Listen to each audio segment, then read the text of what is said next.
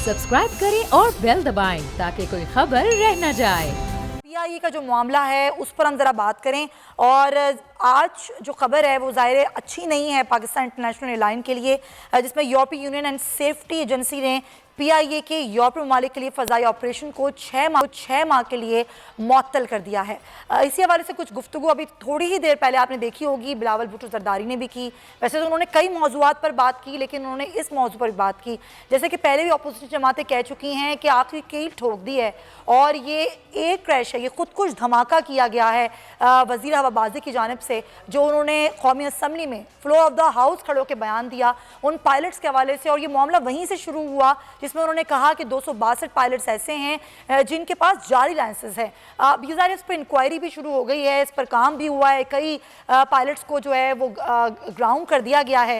लेकिन बहुत सारे सवाल खड़े हो जाते हैं। ये जो ख़त लिखा गया है यूरोपीय यूनियन एयर सेफ्टी एजेंसी आयास की जानिब से, जिसमें जो पाकिस्तान इंटरनेशनल एयरलाइन है इस पर अपने तहफ़्फ़ुज़ात का उन्होंने इज़हार किया और इसी ख़त में उन्होंने बुनियाद बनाया है वज़ीर हवाबाजी ग़ुलाम सरवर खान के उस बयान को जो कौमी असम्बली में उन्होंने दिया है।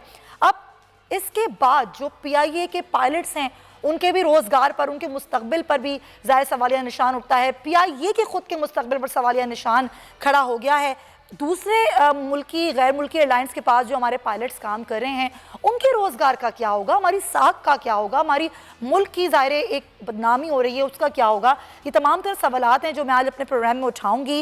उस पर अपील दायर कर सकते हैं पाकिस्तान इंटरनेशनल एयरलाइन के पास क्या ऑप्शंस हैं, इस पर भी हम बात करेंगे। अभी फ़िलहाल मुझे ज्वाइन किया है सीनियर सहाफ़ी तज़कियाकार नज़ीर लगारी साहब ने और दीगर मेहमान हमें आगे जाके ज्वाइन कर लेंगे। लगारी साहब, जो ग़ुलाम सरवर खान की तकरीर थी, जो उन्होंने फ्लोर ऑफ द हाउस खड़े होकर बात की पायलट्स के हवाले से, पीआईए के हवाले से, जो अब मामलात हमारे साथ होना शुरू हुए हैं, ये पहली मैं कहूँगी कि पहला एक चीज़ आई है कि इस तरीके से यूरोपीय ममालिक में सफ़र नहीं हो सकेगा। क्या होने क्या जा रहा है, क्या कहेंगे, क्या तज़किया देंगे आप इस बात पर? बहुत गैर जिम्मेदाराना, कम से कम ये कहा जाएगा कि बहुत गैर जिम्मेदाराना बात हुई है और इसे पाकिस्तान के साथ बहुत बड़ा जुल्म भी समझा जाएगा। और इसको जिस तरह कहा गया है कि ये पाकिस्तान के ऊपर खुदकुश हमला था, ऐसे ही हुआ है। और भाई आपको पहले एक्सप्लेनेशन लेटर देना चाहिए था उन लोगों को, फिर उसके बाद शोकास लेटर देते, फिर उनको मुअत्तल करते, फिर उनके बाद उनके खिलाफ कार्रवाई होती है, उनको ग्राउंड करते, उनको गिरफ्तार करते, उनको जेलों में डाल देते। और जिन लोगों ने किया था, जिन लोगों ने सिफारिश की थी, सबको जेलों में डाल देते आप। उसके बाद आप दुनिया को बताते कि हमारे मुल्क के अंदर इतने लोग थे जिन्होंने जाली डिग्रियों पर जॉब्स ली थी, मैंने उनको ग्राउंड किया है, उनको जेलों में डाला है, हमने उनको गिरफ्तार कर लिया है। कि अब जो ये यूरोपीय यूनियन की सेफ्टी एजेंसी की जानिब से जो 6 माह के लिए अब ज़ाहिर इजाज़तनामे को मुअत्तल किया गया है, अगर हमने अपील नहीं की तो क्या होगा, और वो अपील करने के हमारे पास चांसेस कितने हैं। और जो बात लगारी साहब ने कही कि पहले आप इंक्वायरी करते, कार्रवाई करते, उनको जेलों में डालते, जिन्होंने जाली लाइसेंस दिए थे पायलट्स को, फिर आप बात करते। तो ग़ुलाम मुर्तज़ा ब्यूरो हेड इस्लामाबाद भी हमें ज्वाइन कर चुके हैं, उनको भी शामिल गुफ्तगू करते हैं। मुर्तज़ा, जब ये मामला शुरू हुआ था और जो ये बयान ग़ुलाम सरवर खान का आया था, जब भी हमने यही बात की थी कि ये बहुत ही पहले ये चीज़ें दे दी हैं, और जिस तरीके से हमने जो साबिक़ पायलट्स थे उनसे भी बात की, उन्होंने कहा ये एसओपी की खिलाफ वर्जी है, इस तरीके से बात करना, फ्लोर ऑफ द हाउस आके बात करना ये गलत है, ये नहीं होना चाहिए था। और जो बात लगारी साहब कह रहे हैं कि पहले इंक्वायरी करते, कार्रवाई करते, फिर बात करते, ये जग हसाई तो हमारी ना होती।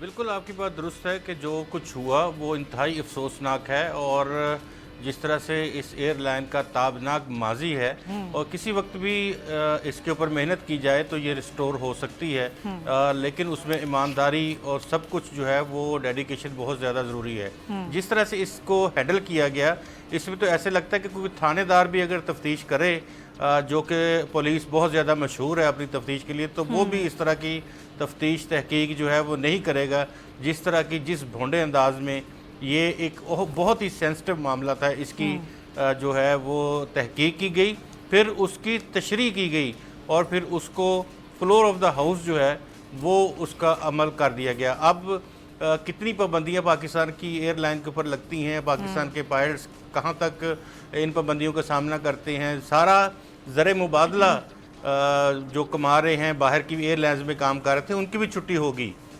और बहुत सारी चीज़ें होंगी। ये इनको समझ ये नहीं आती कि कुछ क़वायद ज़वाबत की बेकायदगियाँ होती हैं और कुछ जो है वो लाइसेंस, एक तो ये कहा जाए कि सिरे से किसी के पास तो लाइसेंस ही नहीं था, वो एक और बात है।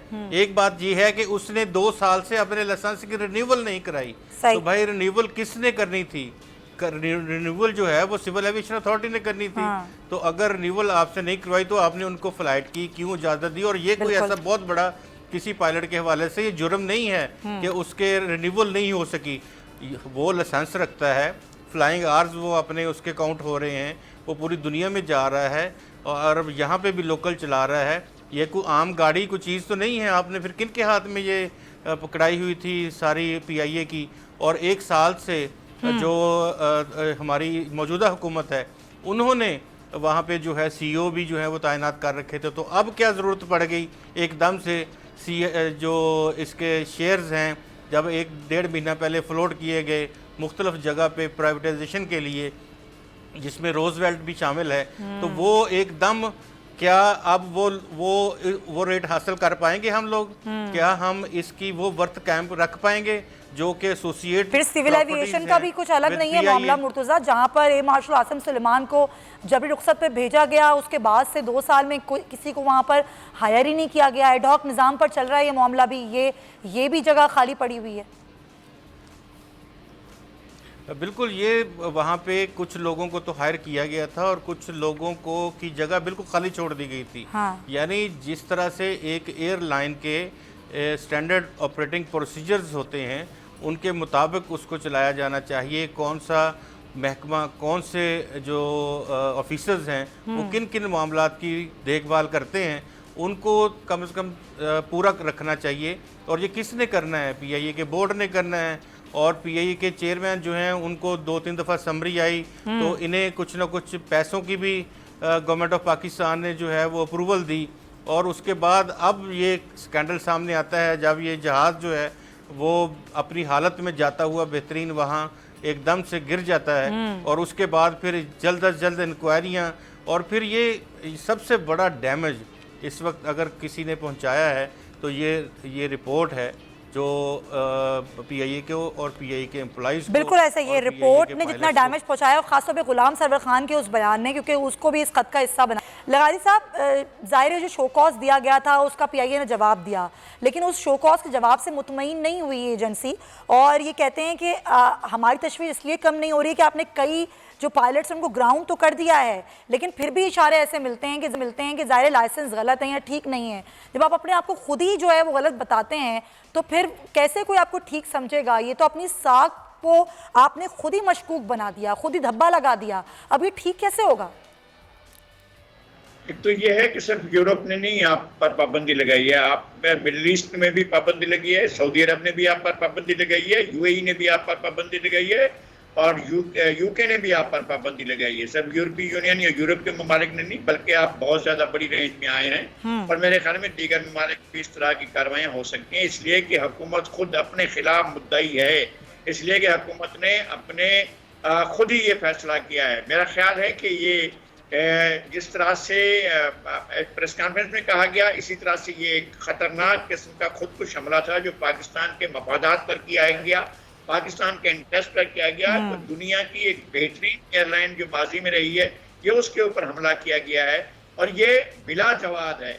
आप कहीं भी किसी भी जगह पर आपको खराबी नजर आती थी, आप पहले उस खराबी की निशानदेही करके, इंक्वायरी करके लोगों को कैफर किरदार तक पहुंचाने के बाद आलमी बिरादरी को बताते कि हमने ये कर लिया है। कोई भी था आप पकड़ते और उनसे जाकर कहते भाई ये कैसे हो गया, आप एविएशन से पूछते कि ये कैसे लाइसेंस जारी हो गए थे, आप उनसे बाकायदा गिरफ्तार कर लेते हैं उन लोगों को जिनने हायर किया, उन लोगों ने जिनने सिफारिश की और उन लोगों ने जिनने जाली कागजात अगर थे। तो मुझे ये सब कुछ एक पाकिस्तान के खिलाफ एक साजिश नजर आती है आपको। Point taken. आपको लगता है कि साजिश है, ये साजिश कौन रचा रहा है? सीमा साहब हमारे साथ मौजूद हैं, पाकिस्तान तहरीक इंसाफ से आपका ताल्लुक है और आप तर्जुमान भी हैं पंजाब हुकूमत की। लेकिन मुसर्रत साहिबा, पंजाब की बात तो मैं करूंगी, लेकिन अभी मसला बड़ा ख़राब हो गया है। ये ख़राब तो खुद किया गया है। अगर ये इंक्वायरी पहले हो जाती, कार्रवाई पहले हो जाती, फिर बयानात दिए जाते तो शायद मामला ख़राब ना होता। पाकिस्तान इंटरनेशनल एयरलाइन क्या अपने ही मुल्क में परवाजें भरेगी? अब हमारे पास ये एक एक करके सारे लाइसेंस मुअत्तल होते रहेंगे। कैसे ठीक करेंगे आप लोग मामले को? जब आप चेयरमैन जाते हैं और जाके बात करते हैं मार्शल अरशद मलिक साहब वज़ीर आज़म से कि जी मुझसे बात कर लें, ये मामला ख़राब हो रहा है, तो वज़ीर आज़म कहते हैं बिल्कुल हम इजलास बुला रहे हैं, लेकिन 2-3 रोज़ गुजर जाते हैं, इजलास बुलाया नहीं जाता। ये गैर संजीदगी क्यों है इतनी मुसर्रत साहिबा?